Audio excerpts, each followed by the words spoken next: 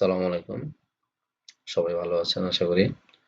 আজকে আমাদের টপিকসটা হচ্ছে কৃষি ব্যাংক থেকে জামানত ছাড়াই শস্য ঋণ কিভাবে পাবেন। তো তার আগে একটা ডিটেলস বলি যে কৃষি ব্যাংক কর্তৃক একটা আর্টিকেল ছাপানো হয়েছে পত্রিকাতে। এটা হচ্ছে সেই পত্রিকার আর্টিকেলটি। তো আমি বিষয়টা আপনাদের কাছে ডিটেলস শেয়ার করব। অনেকে হয়তো লোনের প্রয়োজন কিন্তু লোন পাচ্ছেন না। এক্ষেত্রে হয়তো অনেকেই আবার এই আর্টিকেলটা পড়ে বুঝতে পারতেছেন যে লোনটা আসলে মনে খুব ইজিলি পাওয়া যাচ্ছে বা মানে খুব সহজে বুঝতে পারছেন, তা কিন্তু নয়। তো এখানে আমি বিস্তার আলোচনা করব আসলে আপনি যেন ব্যাংকে গিয়ে কোনো প্রকার হয়রানি না হন। তো আসুন আমরা বিস্তারিতটা জেনে নিই।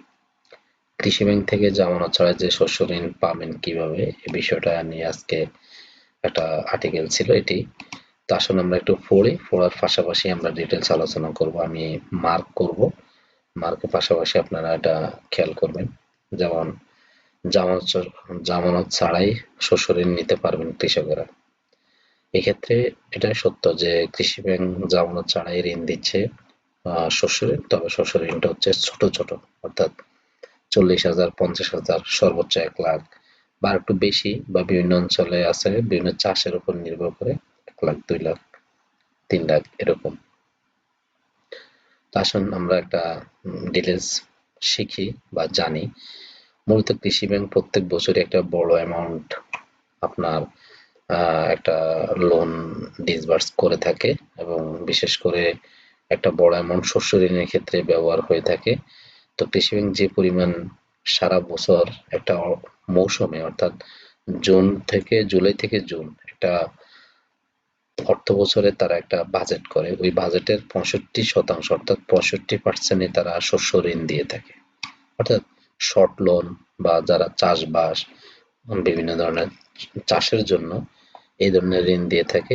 এক্ষেত্রে তাদের সবচেয়ে হচ্ছে 65% তারা এই ঋণ বরাদ্দ করে থাকে। যে টাকা তারা বাজেট করে, ধরুন তারা 1,000 কোটি টাকা বাজেট করলো বা 200 কোটি টাকা বাজেট করলো বা 100 কোটি টাকা বাজেট করলো, তো সেক্ষেত্রে 65% হচ্ছে তারা এই শস্য ঋণ দিয়ে থাকে।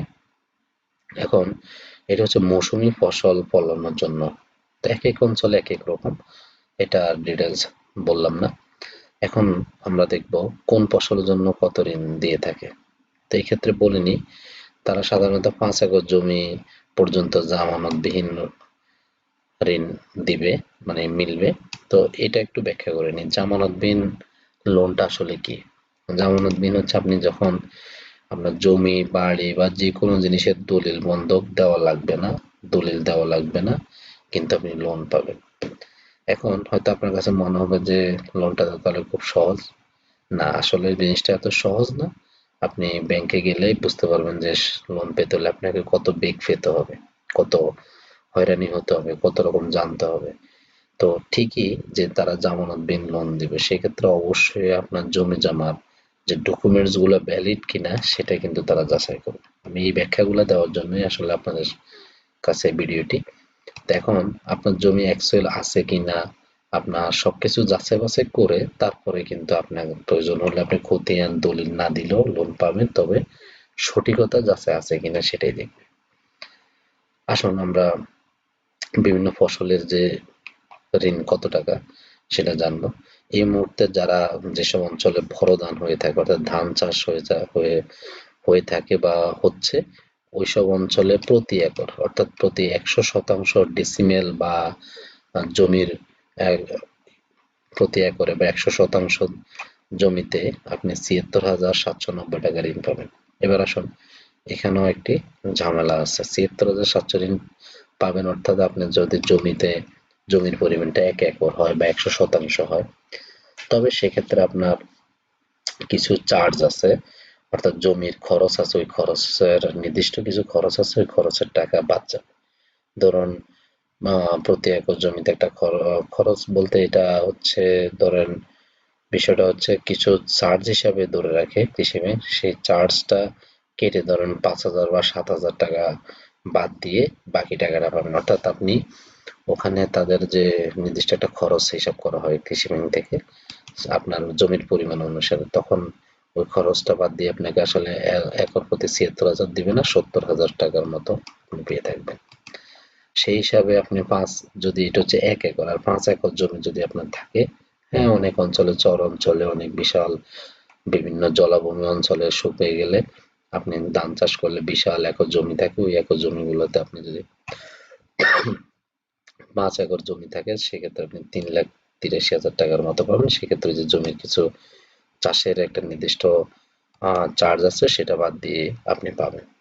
এরপর হচ্ছে আলু। যে অঞ্চলে বা যেখানকার মৌসুমে আপনি আলু হবে, ওই আলুর আবাদে প্রতি একরে আপনাকে ৭৫,৬০০ টাকা ঋণ পাবেন, অর্থাৎ বড় ধানের মতো। তারপর হচ্ছে আপনার কলা। সবচেয়ে বেশি হচ্ছে কলা চাষের জন্য লোনের পরিমাণটা বেশি। সেই হিসাবে আপনি ধরেন, যদি একর প্রতি আপনি কলা চাষ করে থাকেন, তাহলে ১,৩৩,০০০ টাকা পাবেন। সেই হিসাবে আপনি ৫ একরে ৬,৬৯,২৫০ টাকা। তো এখানেও সেম, জমির একটা নির্দিষ্ট খরচ হিসেবে তারা কিছু টাকা কেটে বাকি টাকার হিসাব করে দেওয়া হবে। আসেন, এক্ষেত্রে এই খাতে আসলে সুদের হার কিরকম? এই খাতে সুদের হার হচ্ছে 12.৫০। তবে এটা পরিবর্তনশীল, যদি গভর্নমেন্ট কমাতে চায় কমবে, অটো কমে যাবে। আপনার অ্যাকাউন্টে যদি ১১ হয় ১১তে চলে আসবে, যদি ১০ হয় ১০, বা যদি ১৩ হয় তাহলে ১৩তে চলে যাবে। অর্থাৎ এই জন্য এখানে বলা হয়েছে সময় সময় পরিবর্তনশীল। তো এটা ধরে রাখেন যে আসলে বাংলাদেশের প্রেক্ষাপট এখন কমবে না, বাড়বেই। তবে এখানে একটা সুখবর আছে, আপনার অনেকেই জমির মালিক না হয়েও লোনটা নিতে পারবেন। সেক্ষেত্রে বর্গা চাষি দেখিয়ে আপনি লোনটা নিতে পারবেন। ধরুন আপনার নিজস্ব কোনো জমি নেই, বা আছে অল্প একটু, যেটুকুতে আপনার লোন হবে না, সেক্ষেত্রে আপনি অন্যের জমিতে চাষ করেন বর্গা চাষি, সেই হিসাবে আপনি ওই জমির খতিয়ান দলিল এবং জমির মালিকের একটা নিজস্ব বর্গা চাষির যে প্রত্যয়, সেটা নিয়ে আপনি আবেদন করতে পারেন, তাহলেও আপনি লোনটি পাবেন। এক্ষেত্রে আপনার জমির মালিকের নিজস্বই শরণাপন্ন হতে হবে। প্রান্তিক কৃষকদের ক্ষেত্রে, অর্থাৎ যেসব কৃষকদের কোনো প্রকার হয়তো জমির পরিমাণ কম বা নাই, বা স্বাভাবিকভাবে তারা কৃষি ব্যাংক থেকে সরাসরি লোন নিতে পারতেছেন না, সেক্ষেত্রে আপনি লোনটা নিতে পারবেন। সেক্ষেত্রে হচ্ছে এই কৃষকেরা, আপনার ঋণগ্রহীতার ক্রেডিট পাসবুক থাকবে, তারা উপজেলাতে, অর্থাৎ ওই উপজেলা, আপনি যে উপজেলায় আছেন সেই উপজেলার কৃষি অফিসে গিয়ে এই আবেদন ঋণ করতে পারবেন। সেখান থেকেও আপনি এই লোনটা নিতে পারবেন।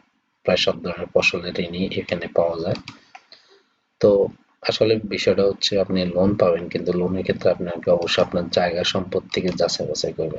বাংলাদেশ কৃষি ব্যাংক থেকে তাদের নিজস্ব কর্মকর্তারা বা লোন অফিসাররা যাবে, আপনার সবকিছু ভ্যালিড ডকুমেন্টস পাওয়ার পরে আপনাকে ১-২ সপ্তাহের ভিতরে ইনফর্ম করবে। সেক্ষেত্রে আপনি লোনটা পাওয়ার যোগ্য। তবে আপনার অবশ্যই এক্ষেত্রে একটা সুবিধা হচ্ছে, আপনার খতিয়ান দলিল না দিয়েও কিন্তু লোনটা নিতে পারতেছেন, এটাই হচ্ছে কথা। এবং ১ বছরের জন্য মেয়াদ থাকবে। এই ক্ষেত্রে কি কি লাগবে? জাতীয় পরিচয়পত্র লাগবে, চেয়ারম্যান সার্টিফিকেট লাগবে, বা আপনার ছবি লাগবে, চৌকিদারের ট্যাক্স লাগবে, বিদ্যুৎ বিল লাগবে। এই কয়েকটা জিনিসপত্র নিয়ে গেলে আপনাকে লোন, যদি আপনি উপযোগী হন, তাহলে আপনি এগুলা দিলেই হবে। আর একটা বিষয় হচ্ছে, তাদের লক্ষ্য হচ্ছে ৩৯,০০০ কোটি টাকার মতো ঋণ বিতরণের যে লক্ষ্যমাত্রা ছিল, তো অক্টোবর পর্যন্ত তারা অলরেডি ১১,০০০ কোটি টাকার মতো ঋণ বিতরণ করে ফেলছে।